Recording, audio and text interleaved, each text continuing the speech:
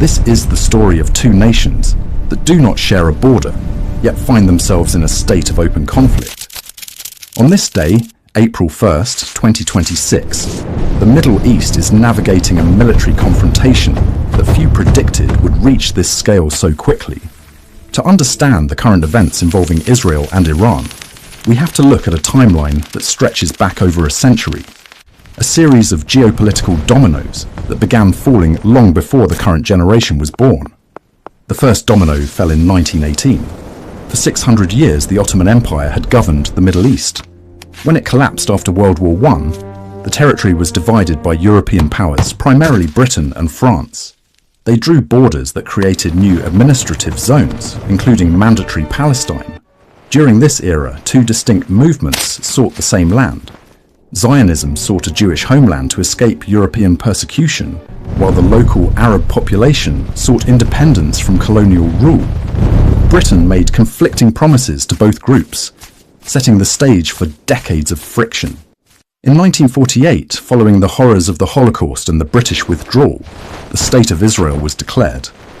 This led immediately to the 1948 Arab-Israeli War. While 5 neighboring Arab nations invaded, Iran remained distant. At that time, Iran was a monarchy ruled by Shah Mohammad Reza Pahlavi. Under the Shah, Iran was not an enemy of Israel. In fact, the two nations maintained a quiet but functional diplomatic and economic relationship. Iran was a secular Western-aligned power, and for 30 years, it viewed Israel as a strategic partner in a region dominated by hostile Arab nationalist regimes. The turning point for Iran's internal identity occurred in 1953. Iran's democratically elected Prime Minister, Mohammad Mossadegh, moved to nationalize the country's oil industry, which had been controlled by the British. In response, the US and UK intelligence agencies orchestrated a coup to remove Mossadegh and consolidate the Shah's power. While this secured Western oil interests, it created a deep-seated resentment among many Iranians. They began to view the Shah not as a sovereign leader, but as a Western instrument. This resentment eventually fueled the 1979 Islamic Revolution. Led by Ayatollah Khomeini, the revolution transformed Iran from a pro-Western monarchy into a fundamentalist theocracy. Overnight, the foreign policy flipped. The new leadership declared Israel an illegitimate state and the United States the Great Satan. This was not just a political shift, it was an ideological one. Iran began a strategy of exporting the revolution, seeking to influence the region by supporting various armed groups. By 1982, during the Lebanese Civil War, Iran helped establish Hezbollah. This allowed Iran to exert pressure on Israel from a distance, creating what analysts called a shadow war that would last for the next 40 years. Throughout the 1990s and 2000s, this conflict remained indirect. Iran expanded its influence through a ring of fire, a network of allies and proxies including Hamas in Gaza, the Houthis in Yemen, and various militias in Iraq and Syria. Meanwhile, the international community became increasingly concerned with Iran's nuclear program. Iran maintained the program was for peaceful energy, while Israel and the West argued it was a pursuit of nuclear weapons. This led to a period of intense sabotage, cyber attacks like the Stuxnet virus, and a series of high-profile assassinations of Iranian scientists.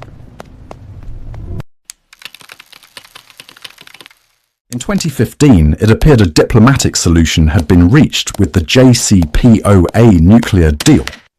Iran agreed to limit its nuclear activities in exchange for the lifting of economic sanctions. However, the deal was highly controversial.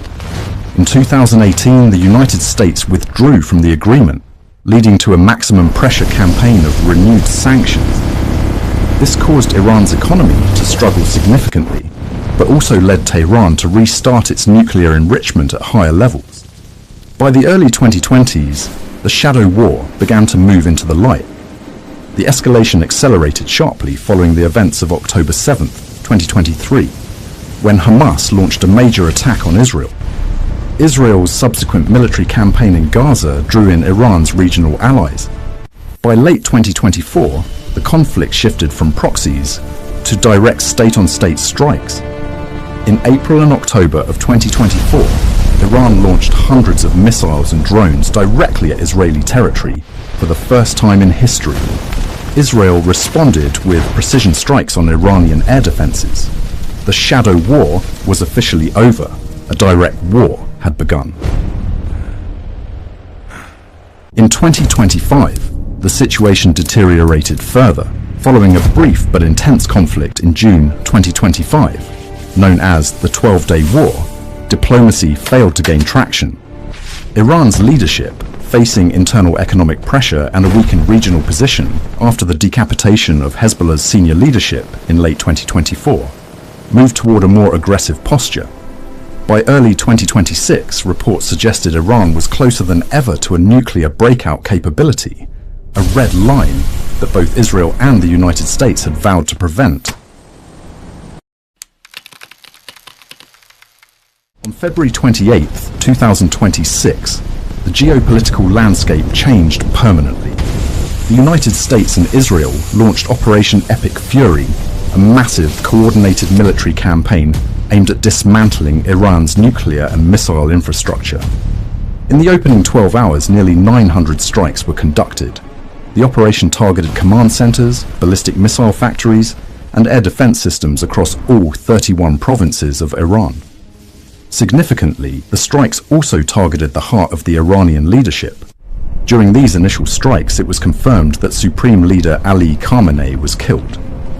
This created an immediate power vacuum and a chaotic transition to a new leadership under Mojtaba Khamenei.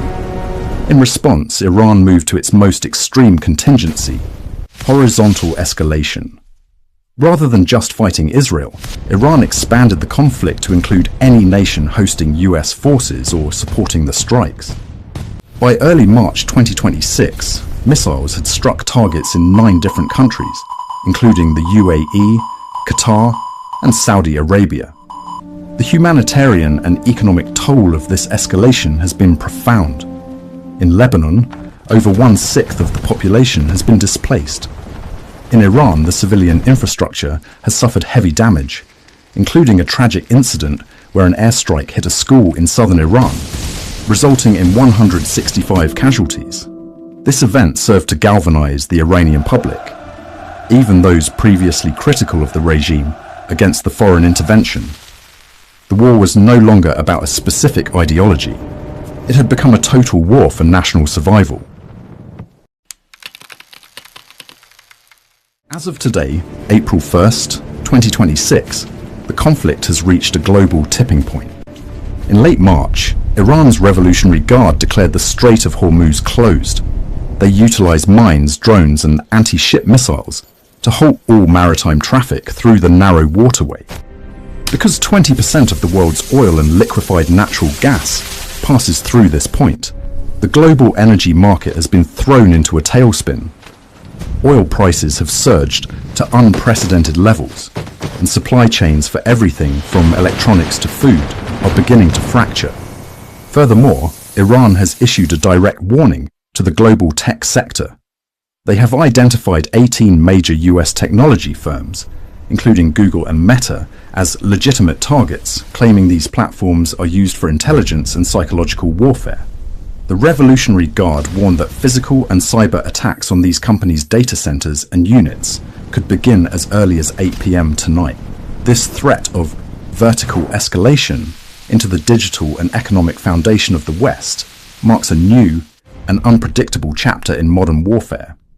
On the ground today, April 1st, Israel has announced a new wave of strikes on Tehran to eliminate the remaining Iranian air defense capabilities. Simultaneously, Houthi forces in Yemen have launched missiles toward Israel, and Iranian-backed drones have targeted fuel infrastructure in Kuwait. US President Donald Trump has stated that the conflict may be over in 2 or 3 weeks, but many military analysts remain skeptical, pointing to the lack of a clear exit strategy and the growing regional involvement. We are currently witnessing a century of history culminating in a single massive explosion. From the lines drawn in the sand in 1918 to the high-tech stealth bombers of 2026. Every event has been a necessary step to reach this moment. Whether this leads to a total regional collapse or a fundamental restructuring of the Middle East is a question that remains unanswered. The fires are still burning, the strait is still closed, and the world is watching. This video focused purely on the historical timeline and verified facts as they stand today. If you value clear, informative breakdowns of history and global events, consider subscribing for more content like this. See you in the next one.